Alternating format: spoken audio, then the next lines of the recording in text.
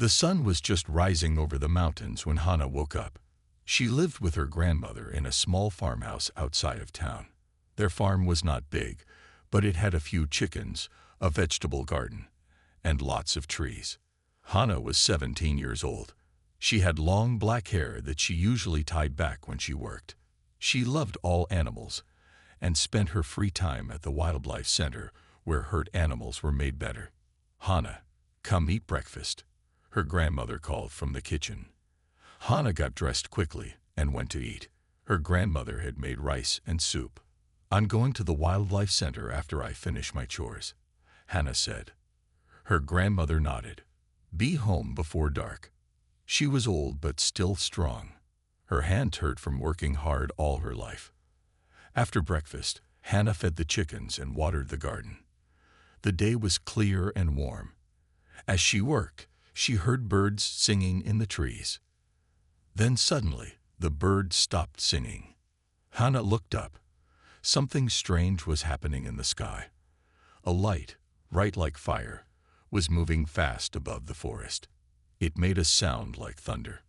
"What is that?" Hannah whispered. The light got bigger and brighter. Then it crashed into the forest with a boom that shook the ground. Hannah's grandmother ran outside. "Hannah, what was that?" she asked, looking worried. "I don't know. Something fell from the sky into the forest," Hannah said. "Call the police," her grandmother said. Hannah picked up the phone, but it was dead. "The phone isn't working," she said. They watched the forest for a while. There was smoke rising from the trees, but no fire. Soon it got dark, and they went inside. That night, Hannah could not sleep. She kept thinking about what had fallen from the sky. Was it a plane? A satellite? She decided she would look for it in the morning. When the sun came up, Hannah put food and water in her backpack. She told her grandmother she was going to check on the forest animals after the crash. "Be careful," her grandmother said. "If you see something dangerous, come back right away." Hannah walked into the forest. She knew these trees well. She had played here since she was small. The crash spot was not hard to find. Trees were broken, and there was a long line in the dirt where something had hit and then slid. At the end of this line was a strange object. It was not a plane or a car. It looked like a pod, made of metal that was dark blue and silver. It was broken open on one side. Hannah moved closer, step by step. Her heart was beating fast. "Hello," she called. "Is anyone there?" She heard a sound from behind the pod. It was like a low moan, the kind a hurt animal might make. Hannah had heard many hurt animals at the wildlife center. Slowly, she walked around the pod. What she saw made her stop and gasp. There, lying on the ground, was a creature unlike any she had ever seen. It was big, about the size of a horse, but it had 6 legs. Its skin was not like a horse's. It was more like a lizard's, with small scales that shone in the sun. The color was a mix of blue and purple. The creature's head was long, with no hair. It had 2 big eyes that were black with gold around them. There were cuts on its body, and one of its legs looked broken. When it saw Hannah, the creature tried to move. It made a sound that was sad and scared. Then it did something that shocked Hannah. It raised its front legs, which ended not in hooves, but in something like hands with 3 fingers each. It held these hands out to her in a way that could only mean one thing. It was begging. Hannah stood frozen. This was no normal animal. It was smart. It was asking for help. And it looked very, very hungry. Hannah took a step back. The strange horse-like creature was still holding out its front limbs. Its eyes were big and sad. Hannah had seen that look before, in the eyes of hurt animals at the wildlife center. It was fear mixed with hope. "You're hungry, aren't you?" Hannah said softly. The creature made a low sound and moved its head up and down. It seemed to understand her words. Hannah slowly opened her backpack. She had brought an apple and a water bottle. She held out the apple. The creature's eyes got wider. It tried to move toward her, but fell back with a cry of pain. One of its legs was definitely broken. "Don't move," Hannah said. "I'll come to you." She walked closer, step by step. Her heart was beating fast, but she wasn't as scared now. The creature didn't look like it wanted to hurt her. It just looked weak and hungry. When Hana was close enough, she placed the apple on the ground near the creature. It reached out with its three-fingered hand and grabbed the apple. Then it put the whole apple in its mouth and ate it in one bite. Hana was surprised. The creature was still looking at her with hungry eyes. "That's all I have with me," she said, "but I'll get you more food." The creature made another sound. It pointed to its mouth, then to its stomach. It was trying to tell her something. "You need more food," Hana said. "Much more." The creature nodded again. Then it pointed to the broken pod, then to the sky. "You came from up there, from space?" Hana asked, her eyes wide. The creature nodded once more. Hana sat down on a rock, trying to think. She had an alien in front of her. A hungry alien with a broken leg. What should she do? She couldn't tell anyone. They might take the creature away and hurt it, but she needed to help it somehow. "I'll be back," she said, standing up. "I promise." The creature watched her with those strange gold and black eyes as she walked away. Hana ran all the way home. Her grandmother was in the garden. "Hana, did you find anything?" her grandmother asked. "No," Hana lied. She hated lying to her grandmother, but she had to keep the creature a secret. Just some broken trees. Hana went into the house and filled a big bag with food, vegetables from the garden, some bread, leftover chicken, and a big bottle of water. She also took some old blankets and the first aid kit. "I'm going to the wildlife center now," she told her grandmother. "Be careful," her grandmother said. "The phones are still not working." Hana hurried back to the forest. The creature was still there, lying beside the broken pod. It looked even weaker now. "I brought food," Hana said. The creature raised its head. Hana put the food on the ground and stepped back. The creature ate everything very fast. The vegetables, the bread, and the chicken. Then it drank all the water. After eating, the creature seemed a little stronger. It looked at Hana and made a sound that was almost like "thank you." Hana smiled. "You need a name," she said. "I'll call you Da. It means great in my language." Day nodded as if it liked the name. Hana looked at Da's broken leg. "I need to fix your leg," she said. She opened the first aid kit. As she started to work on the leg, Da used its front limbs to make signs. It pointed to the sky, then made a motion like something flying, then pointed to itself. "You were on a ship?" Hana asked. Day nodded. Then it made signs like it was riding something. "Someone was riding you, like a horse." Day nodded again. Then it made angry faces and hitting motions. "They were mean to you?" Hana asked, feeling sad. Day nodded once more. Then it pointed to its mouth and stomach and shook its head. "They didn't feed you enough," Hana said, understanding now. "You were starving even before you crashed." Day's eyes seemed to fill with tears. It reached out and gently touched Hana's hand. In that moment, Hana made a decision. She would help this strange creature, no matter what. "Don't worry, Da," she said. "I'll take care of you." Hana knew she couldn't leave Da in the forest. It was too cold at night, and someone might find the alien creature. She needed a safe place to hide Da. "I have an old barn on our farm," she told Da. "No one uses it anymore. You can stay there." Day made a sound that seemed like agreement, but there was a big problem. Dad was very large and had a broken leg. How would they get to the barn? Hana thought hard. "I need help," she said finally. "I'm going to." A week passed. Day was eating better now. Hana and Ta had worked out a system to bring him food. Ta took things that his parents wouldn't miss from the store. Hana gave Dai all the vegetables from her garden. They even caught fish from the nearby river. Day's broken leg was healing. The alien creature could stand up now, though walking was still hard. Hana checked on Dai 3 times each day. She was starting to understand his signs better.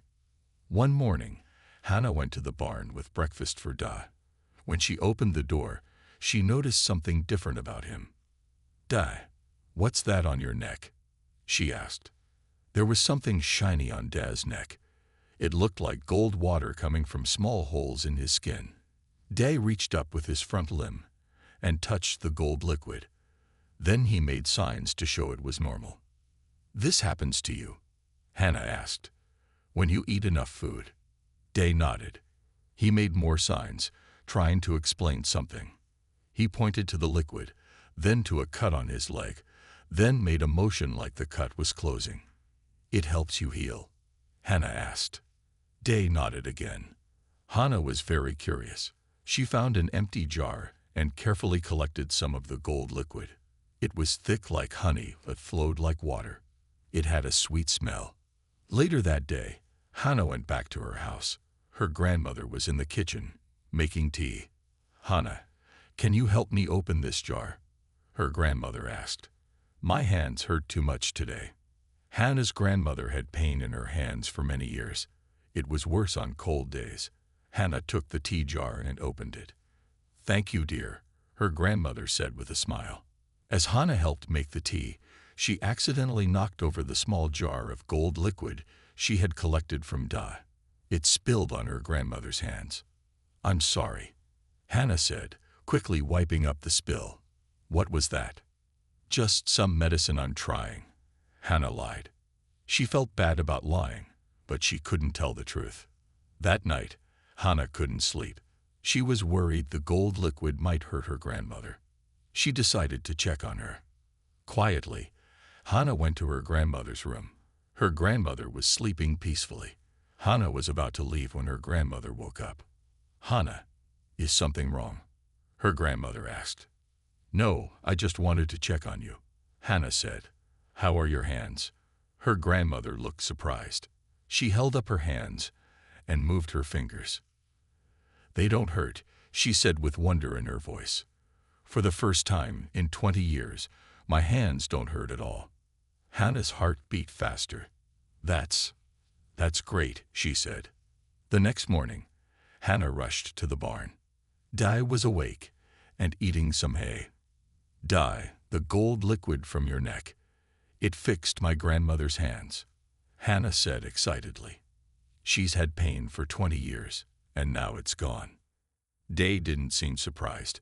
He made signs again, pointing to the liquid and then making healing motions. "You knew it could heal people too?" Hannah asked. Da nodded. Then he made more signs.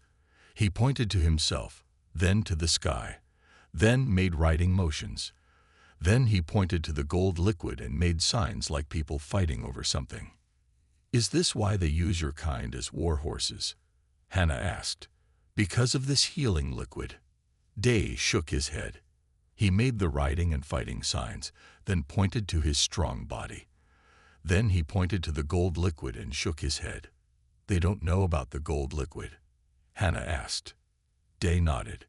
He made eating signs, then shook his head, then pointed to the gold liquid and shook his head again. "Because they don't feed you enough," Hannah said, understanding now. "Your body only makes this liquid when you eat well." Da nodded once more. His eyes looked sad.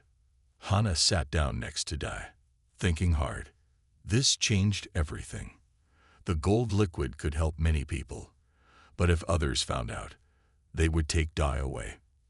"I need to understand more about this," Hannah said.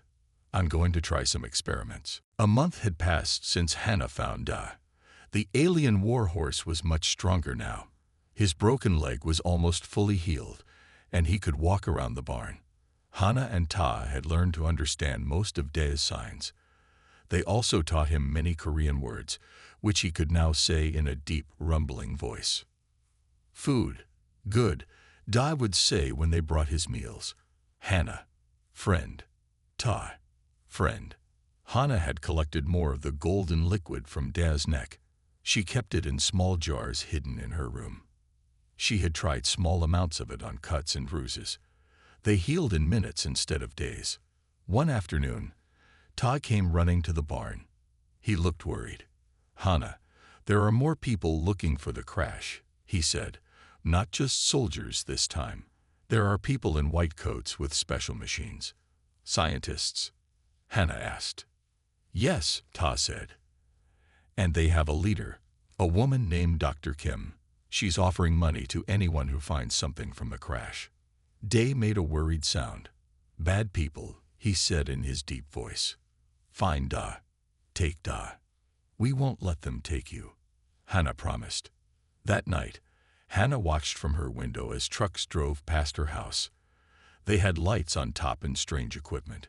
She could see people walking in the forest with machines that beeped and flashed. The next day, Hannah went to town to learn more. There were posters everywhere. They showed a drawing of something that looked like Da. The posters said, Danger, alien specimen. Report any sightings. Reward offered. Hannah felt sick with worry. She hurried back to the barn. Die, she said. Why are they looking so hard for you? Is it just because you're from space? Day shook his big head. No, he said. His Korean was getting better every day. Die. Special. All Caldarians special. Caldarians, is that what your kind is called? Hannah asked. Yes, Daz said. Caldarians. War mounts for Vex Empire. Vex ride Caldarians in war. He made fighting motions with his front limbs. But there's more, isn't there? Tai asked. Is it about the golden liquid? Day nodded. Caldarians make healing gold. If eat good food. If treated well. He pointed to his neck where the gold came from. Vex never know. Never feed enough. Never see gold. So no one knows about the healing power? Hannah asked. Some know, Daz said. Hunters know. Hunt Caldarians for gold. Almost all Caldarians gone now. Hannah and Ta looked at each other with worry. Is that why these scientists are looking for you? They'd know about the gold, Tai asked. Day nodded sadly. Dr. Kim work for bad people. Want Da. Want gold. Just then, they heard cars stopping outside the farm. Hannah peeked out of the barn door. 3 black cars had parked in front of her house. People in suits got out. A woman with short hair led them. She wore a white coat. That must be Dr. Kim, Hannah whispered. They're talking to my grandmother. They watched as the woman showed papers to Hannah's grandmother and pointed toward the forest. We need to hide you better, Ta said to Da. They're getting too close. Day too big, the alien said. Hard to hide. Hannah thought quickly. We need to move you at night, she said. To the old mine in the mountains. No one goes there anymore. How will we move him? Tai asked. He's huge, and there are people watching the roads. Hannah looked at Daz's strong body. An idea came to her. Dai, she said. How fast can you run now? Is your leg strong enough? Day stood tall. Dai's strong now. Can run fast. Like wind. Good, Hannah said. Because tonight, we're going to make a run for it. Outside, Dr. Kim was now walking around the farm, looking carefully at the ground. She was getting closer to the barn. Time was running out. Hannah, Tai, and Dai waited until it was very dark. The moon was hidden behind clouds, which was good for their plan. They could see lights moving in the forest as Dr. Kim's team continued their search. We must go now, Hannah whispered. Dr. Kim's people are busy in the forest. We can sneak out the back way. Day stood up tall. He was much stronger now, and his 6 legs moved without pain. Dad ready, he said. Ta looked worried. I should go home first, he said. My parents will wonder where I am. I'll meet you at the old mine later. Okay, Hannah said. Be careful. After Tai left, Hannah put a blanket over Day's back. I'll ride on you, she said. We'll be faster that way. Yes, Dai agreed. Dai strong enough to carry Hannah. Hannah climbed onto Day's back. It felt different from riding a horse. Day's 6 legs moved in a smooth pattern that felt like flowing water. They slipped out of the barn and into the night. Da moved quietly for such a large creature. They went behind the houses, staying away from the roads where Dr. Kim's teams were watching. They had gone about halfway to the mountains when they heard a shout. There, over there, the alien specimen. Bright lights suddenly pointed at them. Hannah could see people running toward them. Dr. Kim was in front, her white coat shining in the light. "Run, Da!" Hannah shouted. Day began to run fast. His 6 legs moved like nothing Hannah had ever felt before. They flew across fields and through trees. The lights fell behind them. "We're losing them," Hannah said with joy. But then more lights appeared ahead of them. More of Dr. Kim's team was waiting. They had been trapped. "Stop right there," someone shouted. "We have the area surrounded." Day stopped running. He turned one way, then another, looking for an escape, but there were people and lights everywhere. "Da," Hannah said sadly. "How did they know we would come this way?" Just then, a car drove up. The door opened and Ta stepped out, but he wasn't alone. His father was with him, and Dr. Kim.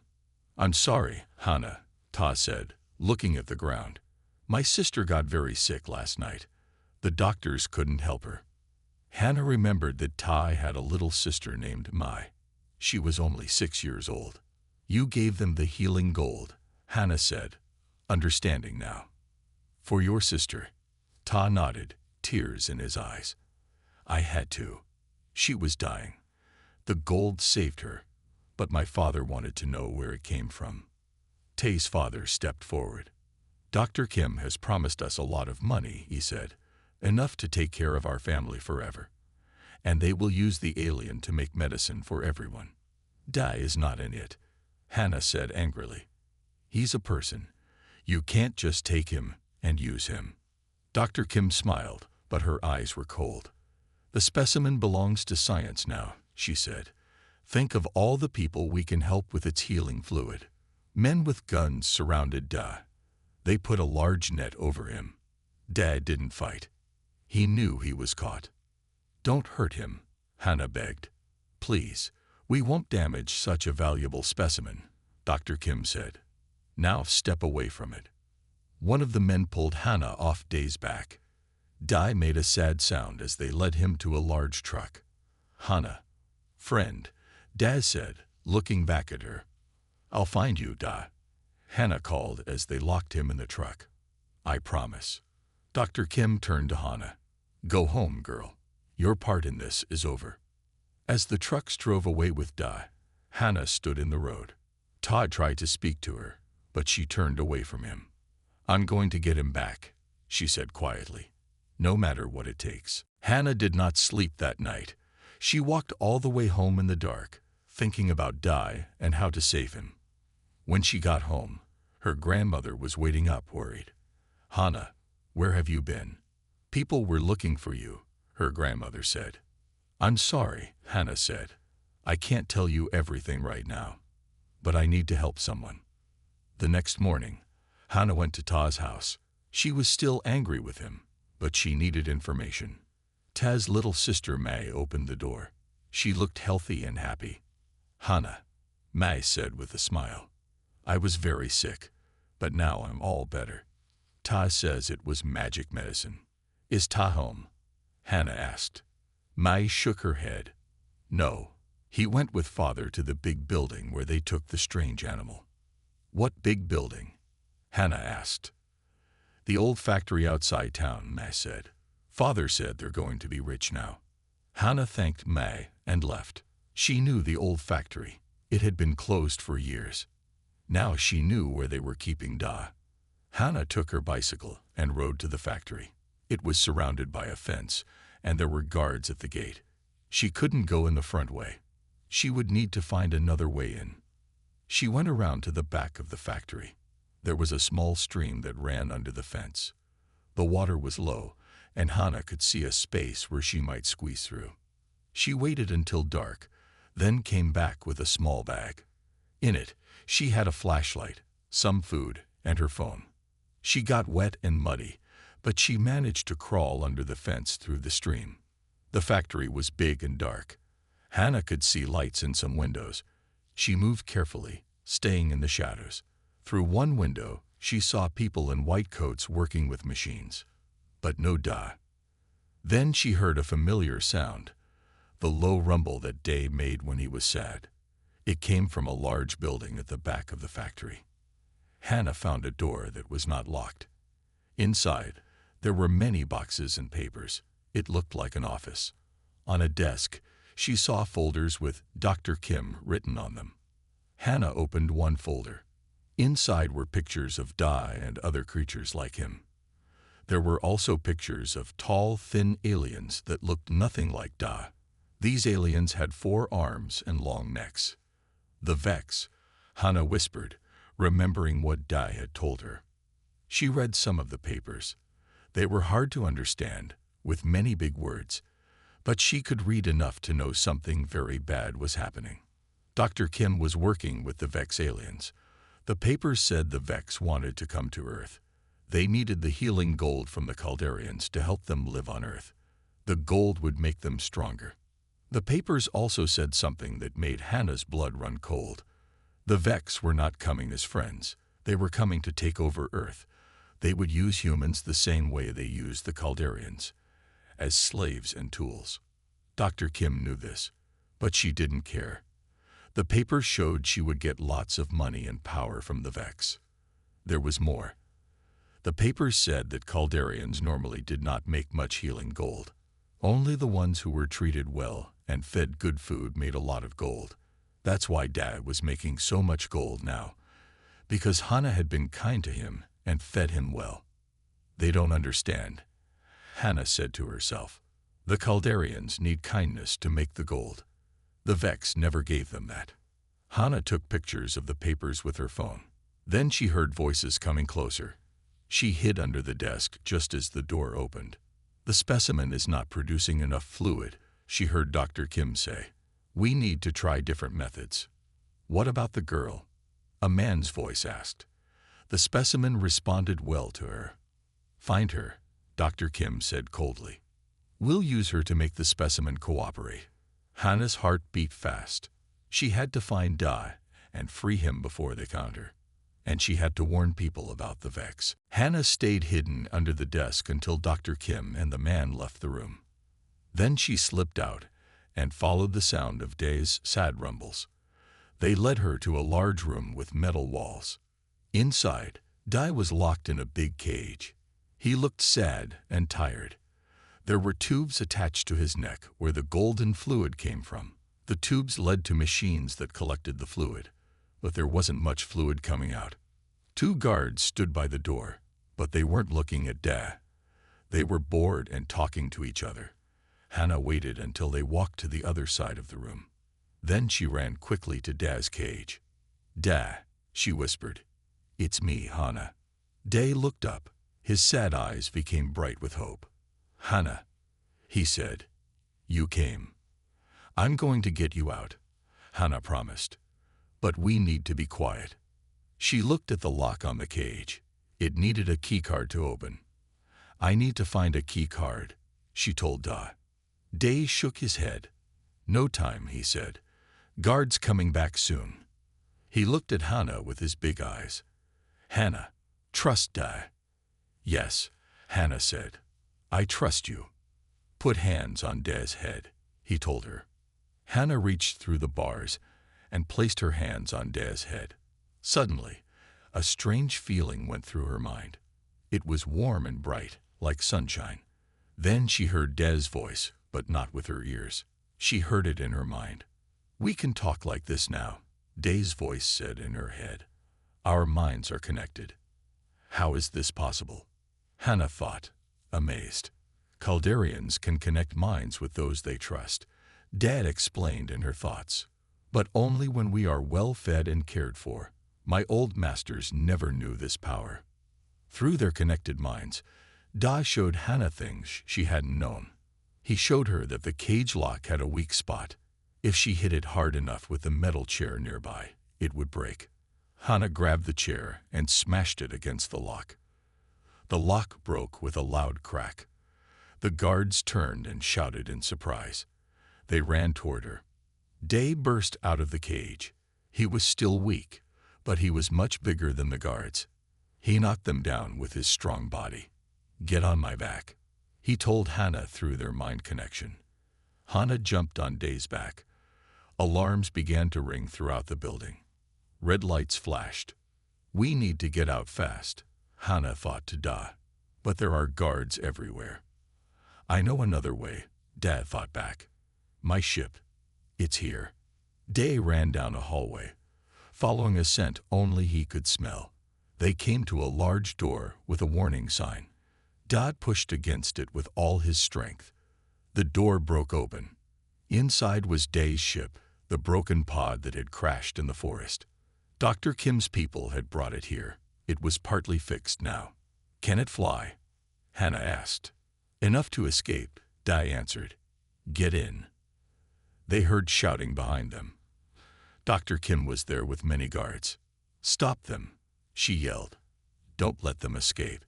Hannah jumped inside the pod. Day followed her. The pod was small, but they both fit. Dai pressed buttons with his 3-fingered hands. Lights came on inside the pod. "Hold tight," Dai thought to Hannah. The pod's door closed. Through the window, Hannah could see Dr. Kim running toward them, her face angry. Then the pod began to shake. With a roar, the pod shot upward, crashing through the roof of the building. Hannah felt her body push down hard as they flew up into the sky. "We did it," she thought to Da. "We escaped." But Day was focused on flying the pod. "Not safe yet," he said. "Need to send message. Need to warn my people about Vex's plan." The pod flew over the town and toward the mountains. Behind them, Hannah could see cars and trucks leaving the factory, following them. "Where are we going?" Hannah asked. "To High Place," Dai answered. "Need to send signal to stars." The small pod flew toward the highest mountain. Behind them, the lights of Dr. Kim's cars and trucks followed on the roads below. The pod was making strange noises. It was damaged and would not fly much longer. "Almost there," Daz said through their mind connection. "Need highest point for signal." They landed the pod on top of the mountain. It was cold, and the wind blew hard. Hannah could see the lights of the town far below, and the lights of the cars coming up the mountain road. "They'll be here soon," Hannah said. "What do we do?"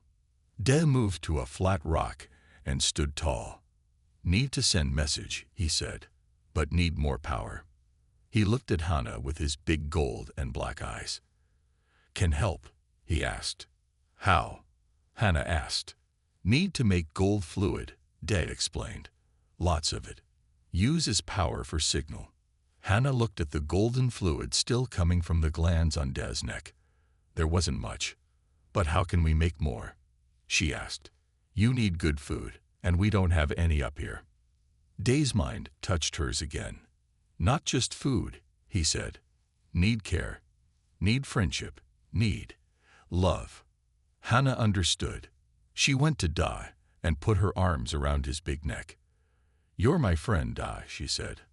"I care about you. I'll always care about you."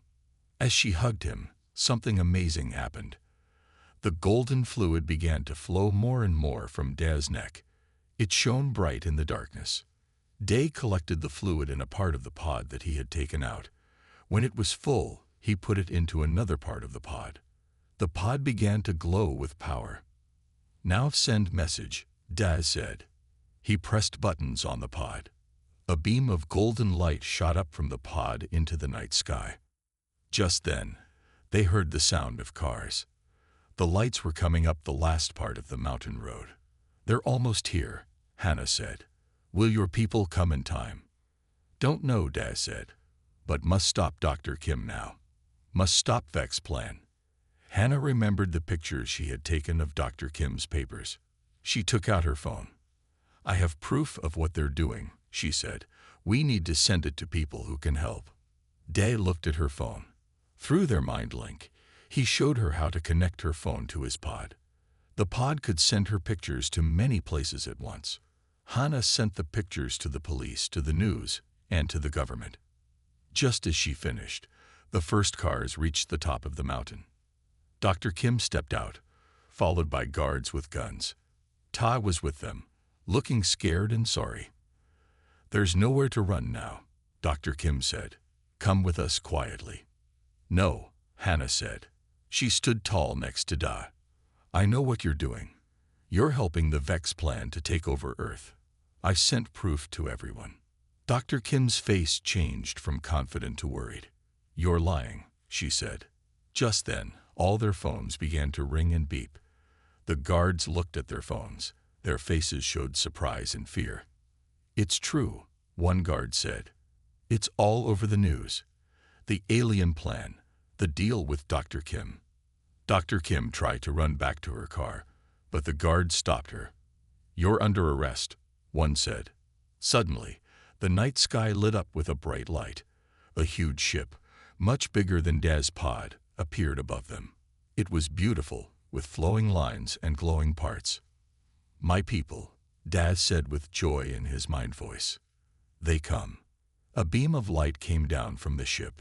In it, more Caldarians appeared. They looked like Da, but they stood on two legs like humans. They wore clothes with symbols on them. One stepped forward. "I am Neri, leader of the Free Caldarians," she said in perfect Korean. "We thank you for saving our brother and warning us of the Vex plan." She looked at Hannah with kind eyes. "You showed kindness to one who was starving.